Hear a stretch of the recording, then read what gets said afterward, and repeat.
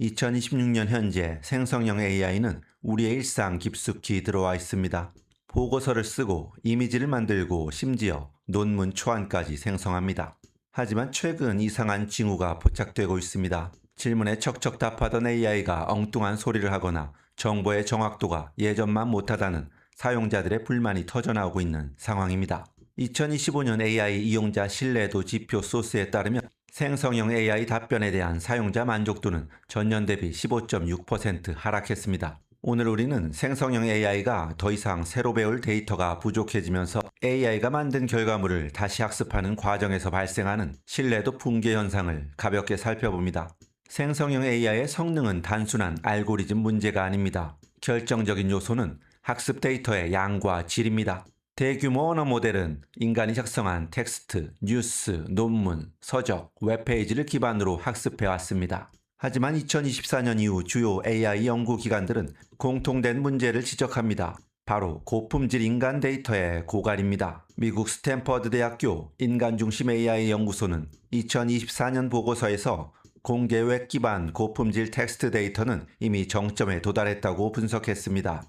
즉 AI가 더 똑똑해지기 위해 필요한 새로운 인간 데이터가 줄어들고 있는 것입니다. 이때 등장한 개념이 바로 모델 붕괴입니다. 2023년 옥스퍼드 대학교와 케임브리지 대학교 공동 연구팀은 AI가 생성한 모델을 다시 학습할 경우 모델의 출력 분포가 점점 왜곡된다는 사실을 실험으로 입증했습니다. 이 과정이 반복되면 표현은 단순해지고 다양성은 감소하며 오류는 누적됩니다. 연구진은 이를 복사본을 다시 복사할 때 생기는 해상도 손실에 비유했습니다. 이 현상은 이론이 아니라 실험으로 확인된 문제입니다. 2024년 MIT 테크놀로지 리뷰는 생성형 AI가 만들어낸 컨텐츠가 기존 AI 학습 데이터로 재유입되면서 사실 오류와 왜곡 정보의 비율이 증가하고 있다고 보도했습니다.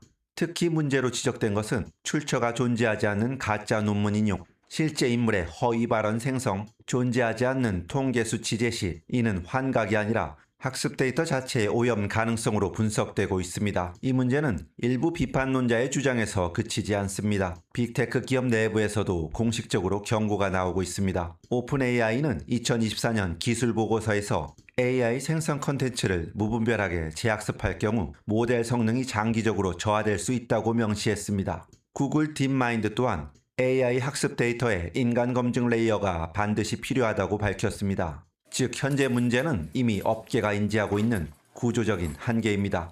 대한민국 역시 예외가 아닙니다. 아니, 오히려 더 심각한 상황에 직면하고 있는 게 현실입니다. 한국은 최근 1년 사이 AI 활용 인구가 급격히 늘어난 국가로 주목받고 있습니다. 2024년 10월 이후 누적 성장률이 80% 이상으로 글로벌 평균 및 미국 역시 크게 앞질렀습니다. 한국 사용자는 주로 정보 검색 및 데이터 수집을 위해 AI를 활용하는 경향이 강하며 챗GPT 유료 구독자 수는 미국에 이어 세계 2위 수준으로 올라섰습니다. 2025년 과학기술정보통신부 보고서에 따르면 국내 기업의 70% 이상이 문서 작성, 고객 응대, 마케팅에 생성형 AI를 활용하고 있습니다. 반면 한국어 기반 AI 생태계는 매우 취약합니다. 영어권에 비해 데이터의 총량이 적기 때문에 소량의 저품질 데이터에도 모델이 쉽게 오염됩니다.